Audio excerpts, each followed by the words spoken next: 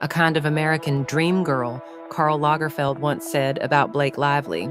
And looking back at her Chanel era, you can completely see why. Because for a few years, Blake Lively and Chanel just made sense together. At the start of her career, Blake Lively wasn't a fashion figure. She was a Hollywood rising star built on two major roles, the sisterhood of the traveling pants and later Gossip Girl. And the image attached to her was immediate and very specific.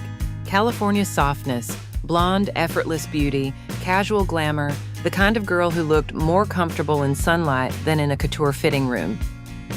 Michael Kors was one of the first major designers to publicly embrace her after becoming a fan of the show. Then came magazine covers, front rows at Fashion Week, invitations into spaces usually reserved for models, editors, and couture clients. And then came the moment that would completely change her image forever. Anna Wintour introduced Blake Lively to Karl Lagerfeld, and from that point on, everything changed. Almost immediately, Karl became fascinated by her image. He famously called her the American dream girl, and the description made perfect sense. Blake represented something Chanel rarely had at the time, relaxed American glamour mixed with old Hollywood beauty. By 2008, Blake was attending Chanel couture shows regularly, sitting front row beside editors and fashion royalty. And very quickly, Chanel stopped feeling like just another designer she wore. She appeared at premieres, fashion dinners, and red carpets almost exclusively in Chanel. The California girl image slowly disappeared and something far more polished replaced it. Her styling became sleeker, softer, more controlled, more cinematic. Karl photographed her himself. They attended events together constantly. Rumors even circulated that Lagerfeld might appear on Gossip Girl after the two were spotted together in Paris. She was becoming one of Karl Lagerfeld's muses, and by 2011, that transformation reached its peak.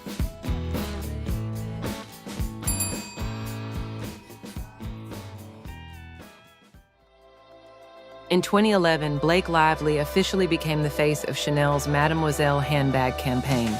The campaign was photographed by Karl Lagerfeld himself inside Chanel's legendary headquarters at 31 Rue Cambon in Paris, the historic heart of the brand.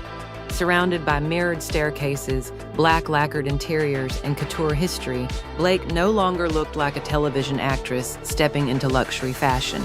Blake later admitted that she turned down other opportunities because she was holding out for Chanel.